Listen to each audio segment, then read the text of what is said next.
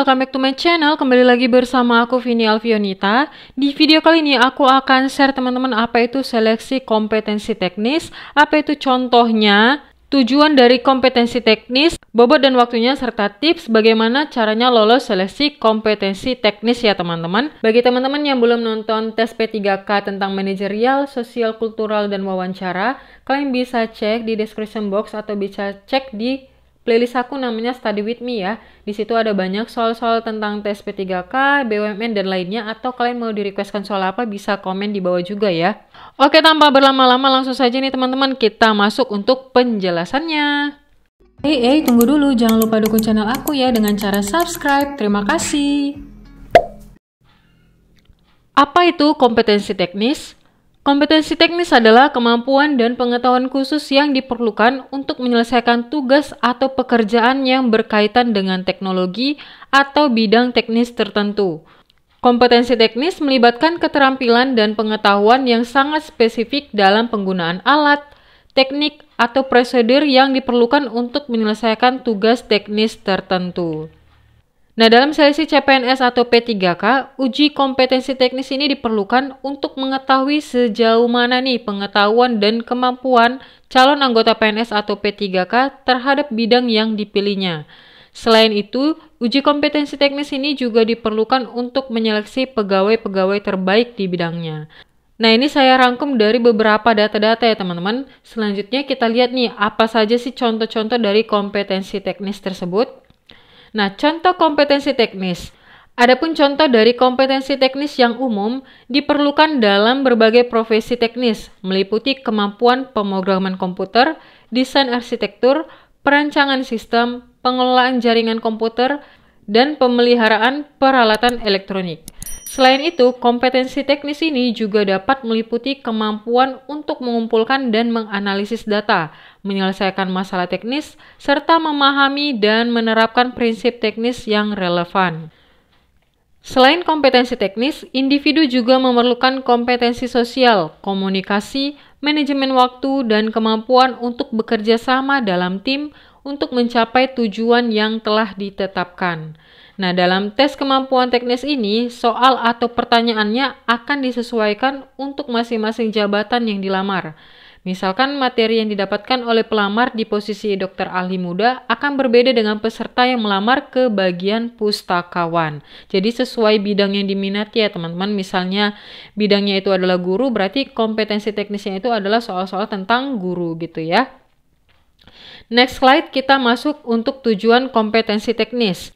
Nah, di sini ada 3 tujuan kompetensi teknis ya teman-teman. Yang pertama itu adalah mengukur dan menilai keahlian spesifik. Nah, tujuannya adalah untuk mengukur dan menilai kemampuan teknis dan keahlian spesifik dalam melaksanakan tugas-tugasnya. Ujian kompetensi teknis dapat membantu memastikan bahwa seseorang tersebut memenuhi standar dan kualifikasi yang diperlukan untuk melaksanakan tugas-tugas yang ditugaskan kepada mereka, sehingga dapat meningkatkan kinerja dan produktivitas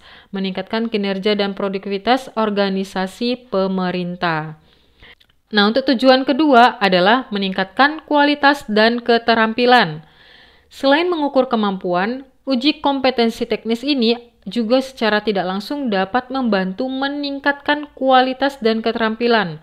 Hal ini terwujud melalui program pelatihan dan pengembangan yang disesuaikan dengan kebutuhan dan kekurangan yang teridentifikasi dalam ujian.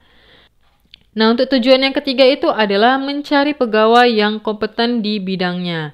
Jadi tujuan yang ketiga ini sekaligus yang terpenting ya teman-teman dari pelaksanaan ujian kompetensi teknis, yaitu adalah untuk mencari dan menyaring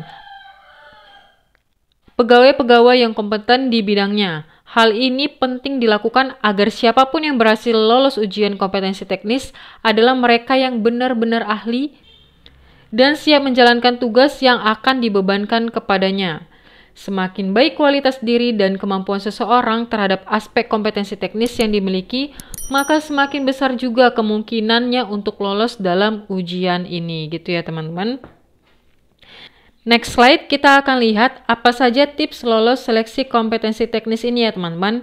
Yang pertama itu adalah kuasai materi. Kuasai materi pembelajaran yang akan diujikan sesuai dengan bidang dan minatnya masing-masing. Yang kedua adalah membuat manajemen waktu untuk belajar. Kita harus buat manajemen waktunya. Yang ketiga, membuat rangkuman belajar. Yang keempat, bergabung dengan grup yang membahas intensif tentang soal. Biasanya ini ada grup-grup WA, Instagram, atau juga Telegram ya teman-teman. Yang paling sering adalah grup Telegram ya. Dan yang terakhir adalah perbanyak mengikuti tryout. Teman-teman bisa mengikuti tryout yang berbayar atau juga yang free ya teman-teman. Next slide kita akan lihat nih waktu dan jumlah soal dalam ujian kompetensi teknis ini. Nah, seleksi kompetensi teknis, manajerial dan sosial kultural ini berlangsung selama 120 menit ya teman-teman. Itu sudah dalam 3 ujian ini. 3 seleksi. Bagi penyandang disabilitas netra yang melamar untuk kebutuhan khusus disabilitas, waktu ujiannya selama 150 menit. Jadi untuk yang umum 120 menit, untuk yang disabilitas itu waktunya 150 menit ya teman-teman. Untuk jumlah soal seleksi kompetensi teknis itu ada 90 butir. Seperti ini pembobotan nilainya. Nah, untuk pembobotan nilainya itu seperti bagi pelamar kebutuhan umum, jawaban yang benar diberi nilai 5. Jawaban yang salah atau tidak dijawab diberi nilai 0. Sedangkan bagi pelamar kebutuhan khusus, jawaban yang benar diberi nilai paling rendah itu 1 dan paling tinggi itu adalah 5. Jika tidak dijawab, maka diberi nilai 0 gitu ya teman-teman. Next slide kita lihat nih bobot kompetensi teknis.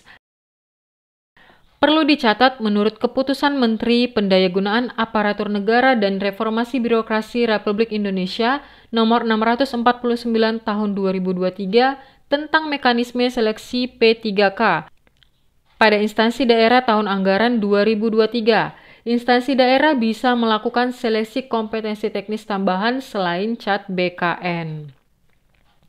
Nah, apabila instansi daerah menyelenggarakan seleksi kompetensi teknis tambahan, maka bobot nilainya adalah 30% nih teman-teman. 30% dari nilai seleksi kompetensi teknis keseluruhan. Seleksi teknis tambahan berpedoman pada petunjuk teknis yang disusun Kementerian Pendidikan, Kebudayaan, Riset, dan Teknologi. Instansi yang melangsungkannya akan menyampaikan hal ini kepada Kementerian Pendidikan, Kebudayaan, Riset, dan Teknologi dengan tembusan Menteri dan Kepala BKN. Jadi bobotnya itu adalah 30% ya teman-teman. Oke teman-teman, segitu aja untuk penjelasan dalam seleksi kompetensi teknis ini. Kalau teman-teman punya pertanyaan, kalian bisa komen di bawah ya. Kalau misalnya teman Dan ya, kalau kalian suka silahkan like. Kalau ada pertanyaan, ide, tanggapan, atau saran, silahkan komen di bawah ya. Dan jangan lupa please teman-teman dukung channel aku dengan cara subscribe, agar aku semakin bersemangat lagi untuk membuat video terbaru lainnya. Dan bagi yang udah subscribe, aku ucapkan terima kasih banyak. Sampai jumpa di next video. Bye-bye.